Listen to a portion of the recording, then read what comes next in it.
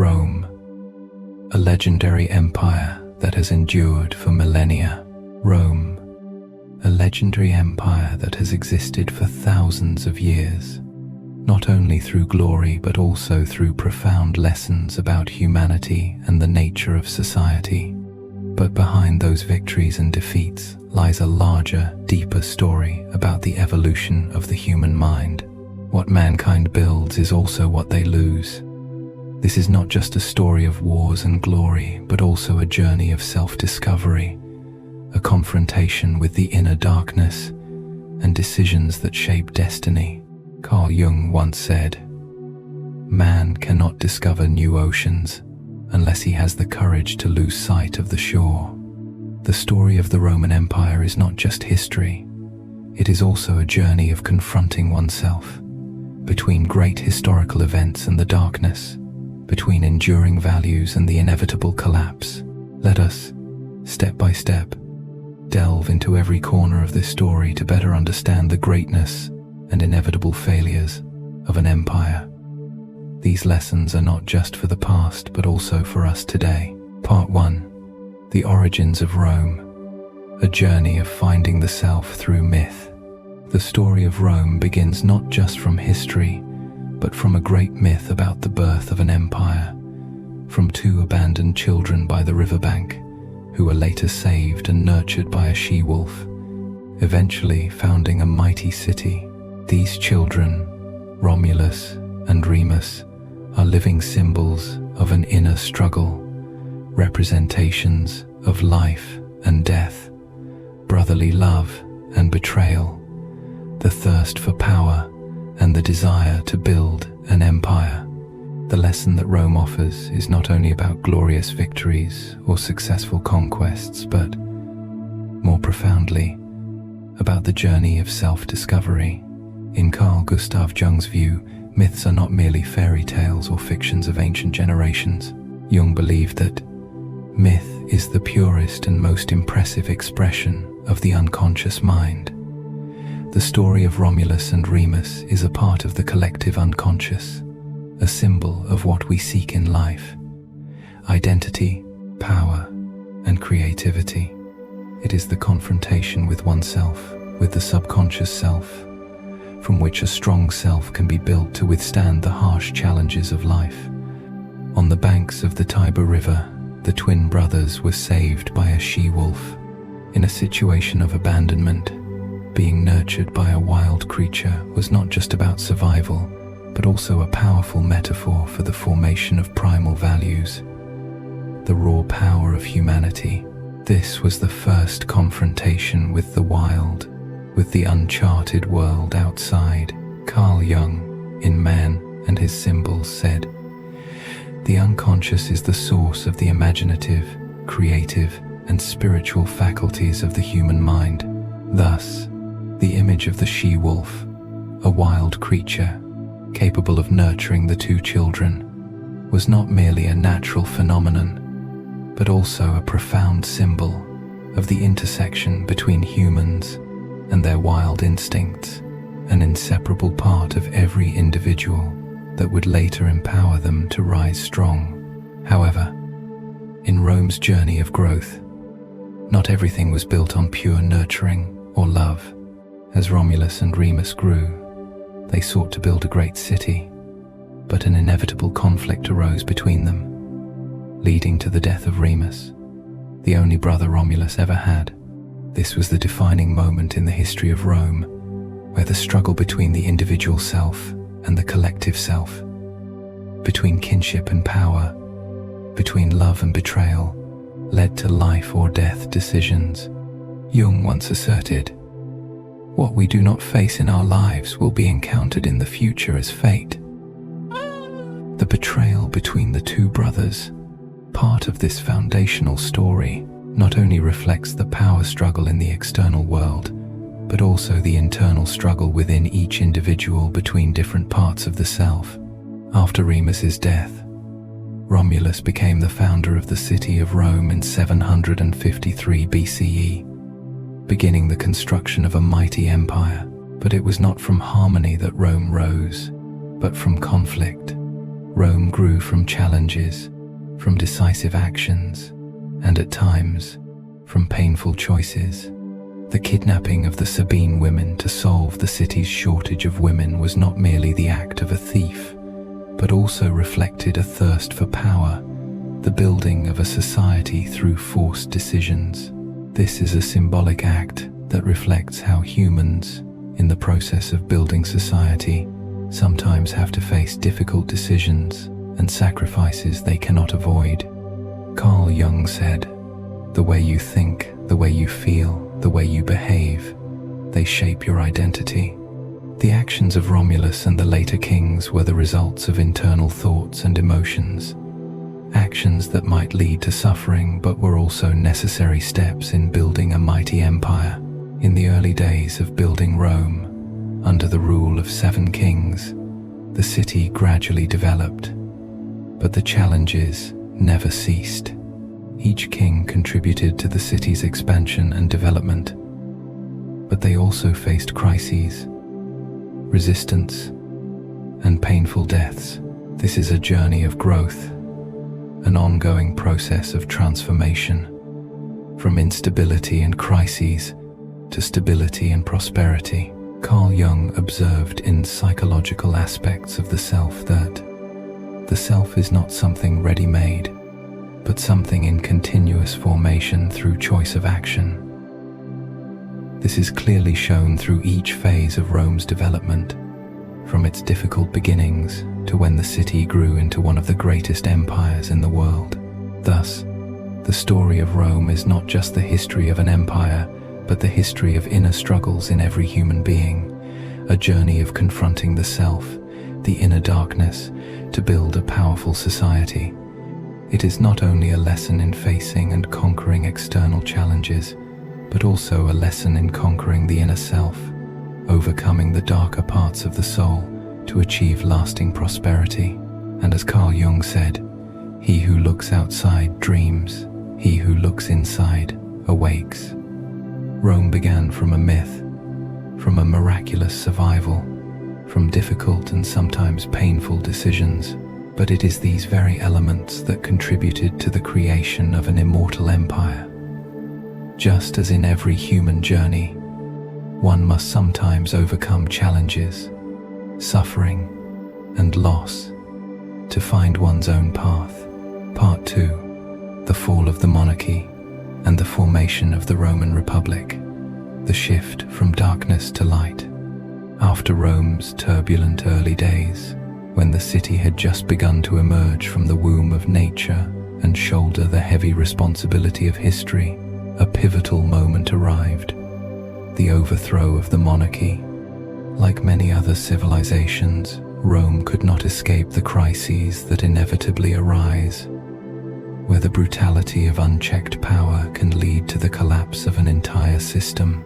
In Rome, it was the cruelty of Tarquin the Proud, the last king of the monarchy, that ignited the flames of a desire for freedom, justice, and change, leading to the birth of the Roman Republic in 509 BCE. This was a dark time in history, but also a decisive one, when Rome stood on the threshold of awakening. From its earliest days, Rome was constantly confronted with the paradoxes of society. The patricians, once the builders of the city, found that their power and personal interests had created deep divisions within society. The plebeians, the laborers, and common citizens were disregarded and pushed to the margins of power. Throughout the early years of the Republic, the struggle between these two classes sparked continuous, intense conflicts. While the patricians sought to maintain their power, the plebeians refused to remain silent, demanding their rights and a share of the power and wealth of society. The most intense conflicts, if overcome, leave behind a sense of solidarity and a stronger bond. As Carl Jung once affirmed, it was within these struggles that the Roman Republic slowly took form, with new values of justice and freedom. One notable feature of this period was the establishment of one of the most significant reforms in Roman history, the creation of the office of the tribune, representing the plebeians. This was not just a step forward in ensuring the rights of the lower classes in society, but also a symbol of the evolution in the political and cultural consciousness of Rome. From Carl Jung's perspective, this is a manifestation of a transformation in the collective psyche, from a society ruled by powerful individuals to a society seeking balance, seeking a more reasonable and equitable system of governance. Jung once wrote, "What we resist persists." The Roman Republic, during this period, faced unavoidable internal contradictions, but these conflicts helped it mature and become a stronger, more just political system.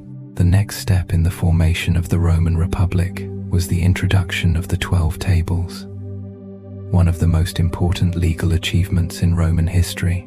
This legal code not only helped ensure legal transparency, but also marked a major step forward in protecting the rights of all citizens, regardless of their social class. According to Jung, the law is the highest form of order and the highest expression of society's values.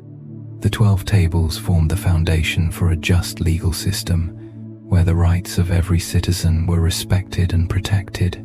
It was a testament to the Romans' maturity and their learning from the past, recognizing that a legal system could not serve only the powerful, but had to be a tool to protect all citizens in society. But amidst all these reforms, an important question must be asked. Did these steps truly reflect a profound change in the social psyche, in the mindset of the Romans? The answer does not lie solely in the laws or political reforms, but in the very nature of the Roman people, in their relentless struggles to find justice, freedom, and power. Carl Jung wrote in Psychological Aspects of the Self, "The greatest and most important problems of life are all fundamentally insolvable. They can never be solved, but only outgrown." This statement can be perfectly applied to Rome, a society that could never completely resolve all of its problems, but through continuous struggles, it overcame them, gradually moving toward a stronger republic.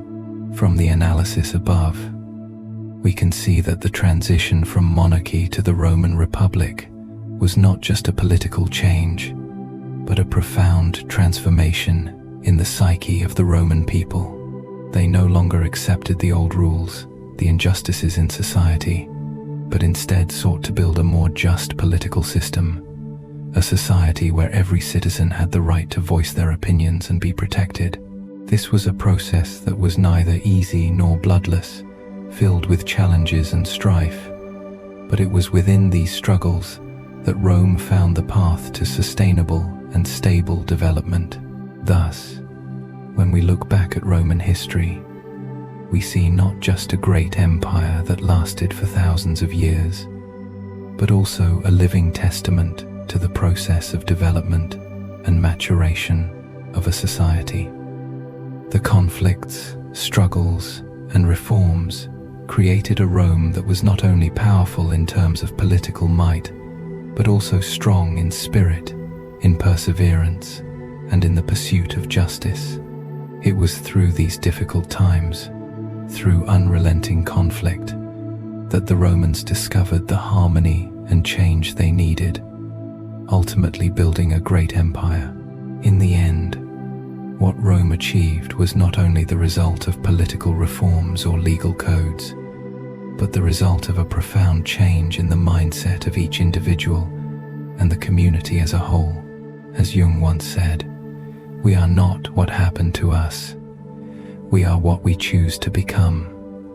Rome chose to become a more just society, a stronger republic, and those values grew into a mighty empire.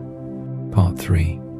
The expansion of Roman territory and the Punic Wars, the struggle for power and dominance, continuing the ups and downs in Rome's challenging journey from the fall of the monarchy and the formation of the Republic. Rome did not stop at consolidating power within its own walls. It stretched outward, expanding its territory and facing great challenges. This story begins with a series of wars, most notably the Punic Wars against Carthage, one of the greatest conflicts in ancient world history. Rome, still a young empire, entered into battle with Carthage, a formidable and resilient adversary, facing numerous challenges ahead. But like all great wars, early defeats did not stop Rome's ambition to reach the heights. Not only did it overcome these difficulties, but Rome ultimately became the dominant power over the entire Mediterranean. To understand this war more deeply, we must look beyond the military conflict and see it as a battle within the human soul. A struggle not only for power, but also for identity, existence, and the core values that each empire embodies. As Carl Jung wrote in Memories, Dreams, Reflections, the privilege of a lifetime is to become who you truly are. Rome, in its early days, faced ambiguous elements and internal crises, but in war, it found a path to define its identity. The wars were not just about conquering lands, but about seeking and affirming existence, the desire for power and domination. When the Punic Wars began, Rome and Carthage both had clear objectives: control of vital Mediterranean trade routes, political influence, and territorial conquest. Carthage, already a mighty maritime power, dominated the seas. But Rome, an empire with a powerful army and a fierce fighting spirit, would not accept this. Though initially defeated in early battles, Rome never gave up. Carl Jung in The Archetypes and the Collective Unconscious said, "The warrior archetype is not a fighter who enjoys conflict, but one who enters into conflict because of a higher purpose." This spirit drove Rome to rise after each defeat, finding new ways to win and eventually defeating Carthage in the Punic Wars. Although Rome faced early losses, especially in the First War, it did not allow these failures to weaken its resolve. Jung believed, "What we resist persists." In this case, Rome did not resist its defeats or challenges, but instead, it learned and grew from them. Every failure became a valuable lesson, each failure a step forward in strengthening the resolve and strategy of the empire. Rome gradually adapted its tactics, improved its military, and learned from its previous mistakes. The Second Punic War, with the bold and sophisticated tactics of Hannibal, the famed Carthaginian general, was an immense challenge for Rome. Hannibal's daring and intricate strategy brought Rome face to face with fierce battles. But it was through this challenge that Rome recreated and affirmed its strength. Ultimately, with the decisive victory at the Battle of Zama, Rome overcame Carthage and solidified its position in the ancient world. It was Rome's resilience and continual learning from its failures that built a powerful empire, not only militarily, but also spiritually, as Carl Jung shared in Psychological Aspects of the Self. The self is not something ready-made, but something in continuous formation through choice of action. Rome continuously reshaped its identity through each decision made in these fierce battles. The Punic Wars were not just wars between great powers. They reflected the nature of human development and transformation within societies. For Rome, victory was not only about gaining power and resources, but also about affirming internal strength, the ability to overcome challenges, and conquering oneself. It was in these wars that Rome not only became the dominant power of the Mediterranean, but also created a grand image of its identity, an empire that would never surrender, never be subdued. The greatest lesson from the Punic Wars is the spirit of never giving up. Even when faced with the harshest defeats, Rome did not allow challenges to defeat them. Instead, they used these defeats as a springboard to rise stronger. As Carl Jung said, You are what you do, not what you say you'll do. Rome proved that with unwavering action and enduring spirit, nothing is insurmountable. Ultimately, Rome's victory in the Punic Wars was not only a military triumph, but the victory of a civilization, of a resilient soul, of people who dared to face adversity and rise again. In doing so, Rome became a great power, dominating the Mediterranean, and left behind a monumental legacy for the world. That legacy was not only military, but also a testament to how people can overcome challenges, discover their hidden strength, and achieve greatness. Part 4. The Rise of Julius Caesar and the Fall of the Roman Republic. From personal power to the transformation of history. After the resounding victories in the Punic Wars, when Rome had risen to become the dominant power in the Mediterranean, it was soon faced with a new challenge: internal division and political conflict. The Roman Republic, with its initially stable political system, began to show signs of strain, especially as powerful generals like Julius Caesar emerged. Caesar's rise was not only a milestone in Rome's military history, but also a symbol of a profound shift, where personal power began to overshadow the values of the Republic, marking the end of the Roman Republic and the beginning of the Roman Empire. Julius Caesar, known for his extraordinary military talent and leadership abilities, overcame the barriers within Roman politics and ascended to the pinnacle of power. The story of Caesar is not just the story of one man, but also an image of an individual who dared to transcend the limits of the social and political system, challenging the rules that everyone thought were immutable. When Caesar crossed the Rubicon in 49 BCE, he made an irreversible decision, a turning point not only in his own life but in the history of Rome. "The die is cast," Caesar famously declared as he crossed the Rubicon, fully aware of the gravity of his action. This is a moment that Carl Jung could describe as a leap of the individual into the unconscious, crossing beyond what had been preordained and stepping into an unknown future, fraught with danger. Looking at what Julius Caesar accomplished, we see not only the greatness of a military leader's actions, but also the psychological transformation of an individual confronted with a crisis. As Carl Jung wrote in Psychological Aspects of the Self, the self is not something ready-made, but something in continuous formation through choice of action. The great decisions, such as Caesar's crossing of the Rubicon, created a transformation not only in Roman politics, but in Caesar's own identity, as well as in Rome's development.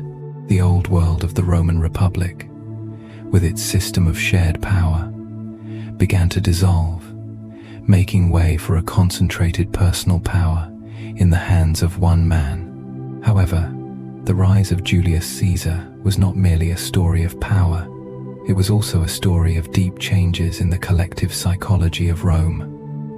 The Roman Republic, a political system that had existed for centuries, could not avoid the internal factors that weakened it.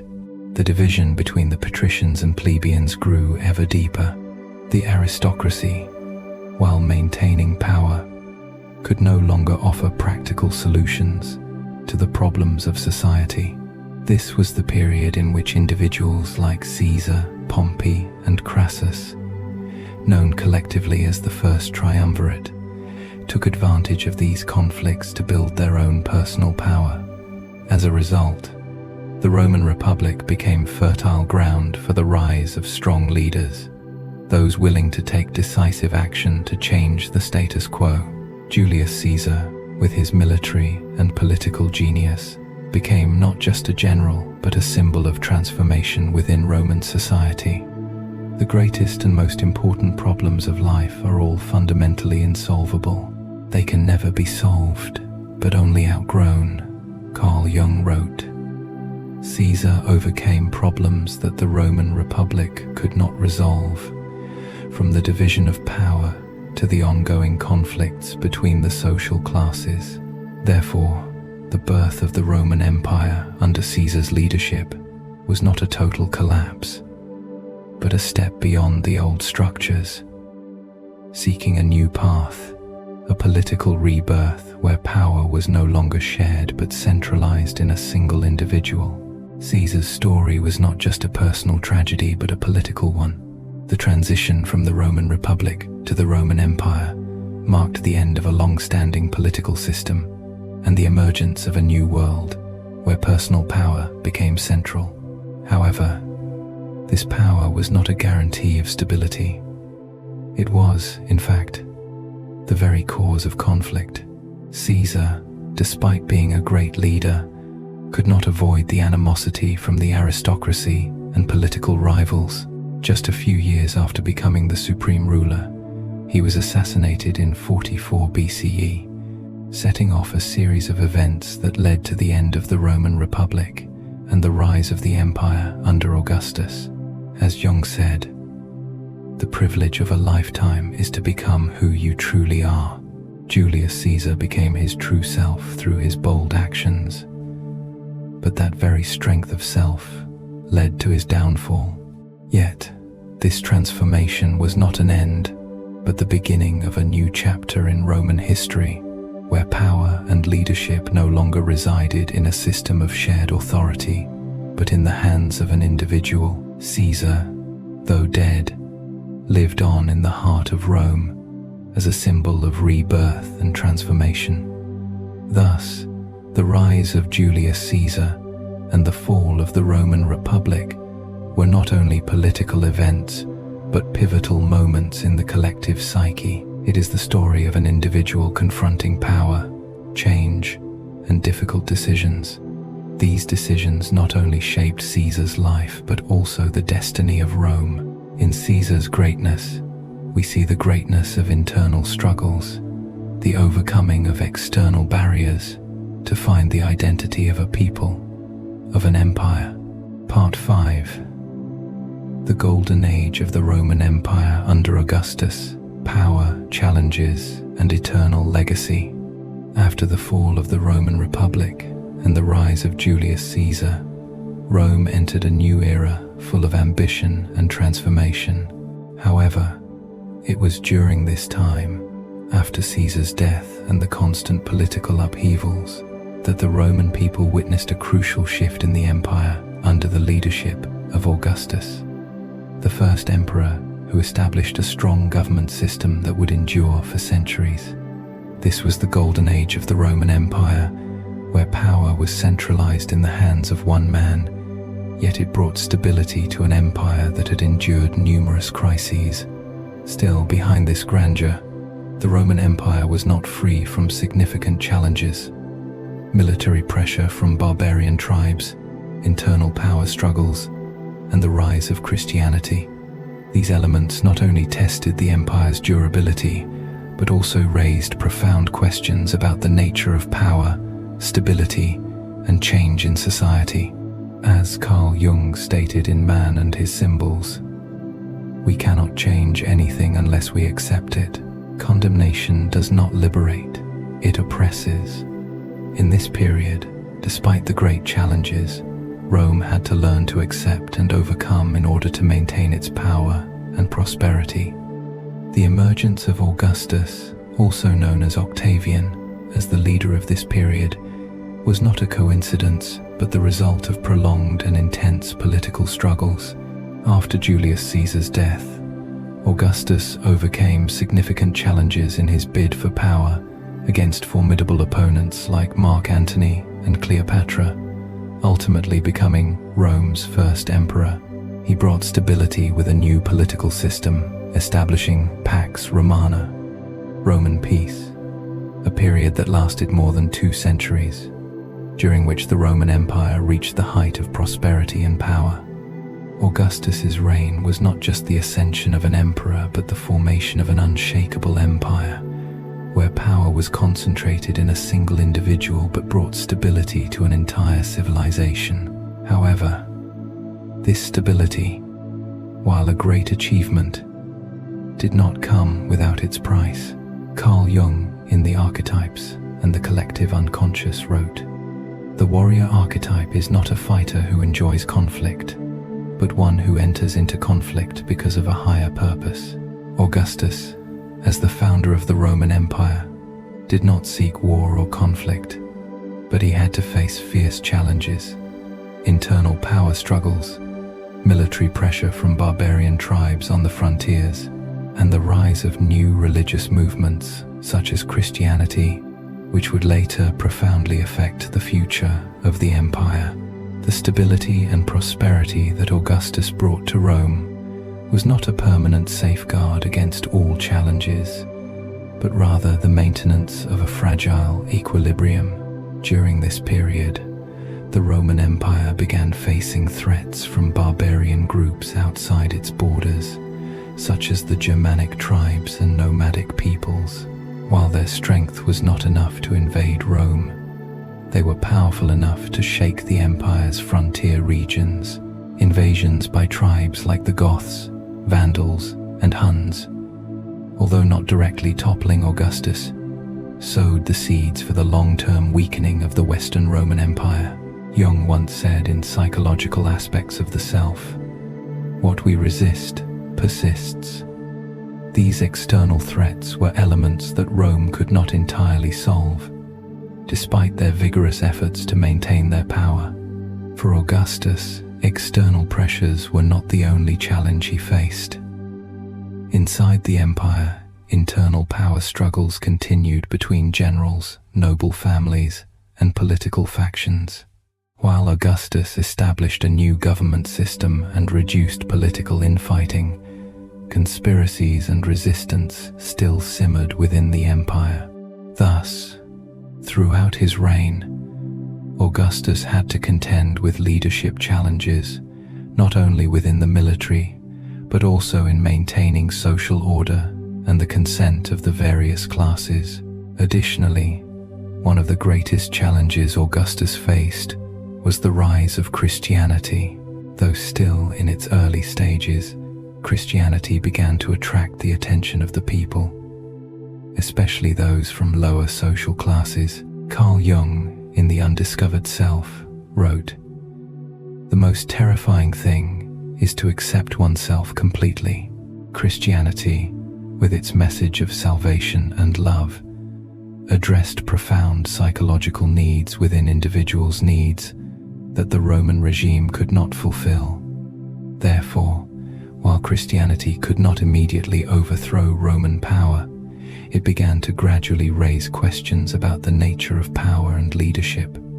This question would grow more important in the centuries to come, when Christianity would become the official religion of the Roman Empire under Constantine.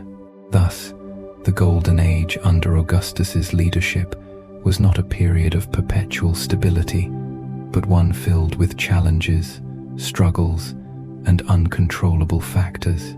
However, under Augustus's leadership, Rome achieved significant accomplishments in politics, military, and culture, and his legacy still profoundly impacts world history. This legacy was not only about material achievements, but also a lesson on power, stability, and change, as each empire must face both its internal and external contradictions.